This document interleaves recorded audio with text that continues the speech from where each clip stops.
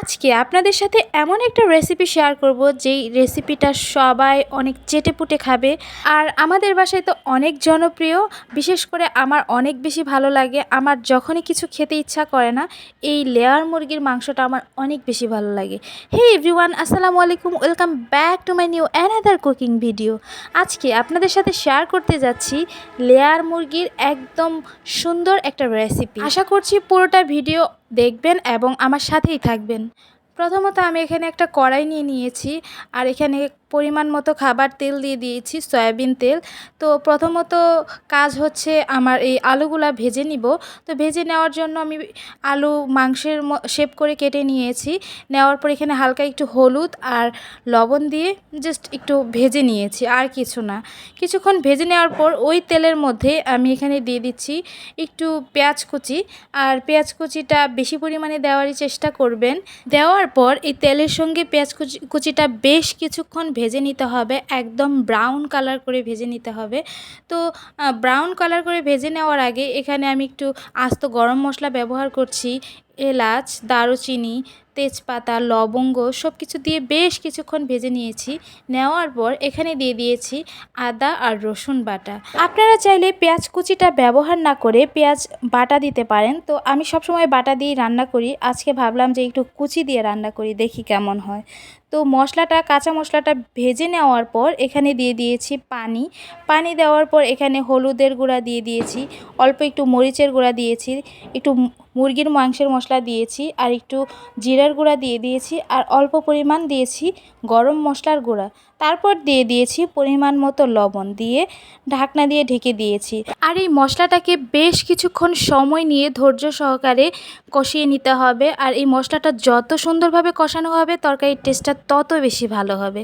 তো দেখতে পাচ্ছেন যে মশলাটা হয়ে গেছে, তেল উপরে ভেসে উঠেছে মশলার। তারপর এখানে দিয়ে দিয়েছি মাংস। আমি এখানে লেয়ার মুরগিটা ব্যবহার করছি, আর এই লেয়ার মুরগির মাংসটা আমার অনেক বেশি পছন্দ। আমাদের বাসায় অনেকেই পছন্দ করে, তো স্পেশালি আমার অনেক বেশি পছন্দ।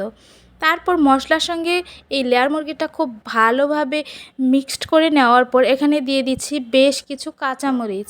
আমি যেহেতু এখানে কাঁচামরিচ বাটাটা ব্যবহার করিনি, তাই আমি আস্ত কাঁচামরিচ দিয়ে দিয়েছি। আর এটা রান্না করার সাথে সাথে মরিচটা একদম গলে যাবে। তো ঢাকনা দিয়ে ঢেকে দিয়েছিলাম। তারপর এখানে অনেকটা পানি উঠে গেছে, আর এটি আস্তে আস্তে আমি রান্না করে নিব আর পানিটা শুকিয়ে নেব। আর এই লেয়ার মুরগিটা সাধারণত অনেক বেশি শক্ত হয়, তো এটা রান্না করার প্রসেসটাও একটু ভিন্ন।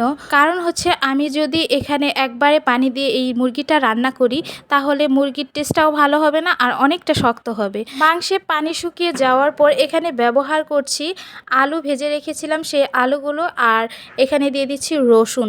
আমার হাজব্যান্ড যেহেতু রসুন খায় তরকারিতে, আর আমিও এখন একটু ট্রাই করছি খাওয়ার জন্য, যার কারণে রসুন দিয়ে দিয়েছি।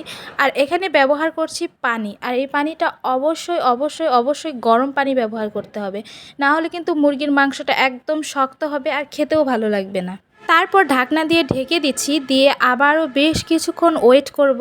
আর এখানে আমি এই মাংসে 3বার পানি ব্যবহার করেছিলাম, আর গরম পানিটা ব্যবহার করেছিলাম, যার কারণে মাংসটা নরম হয়ে গিয়েছিল আর খেতে অনেক বেশি টেস্টি ছিল।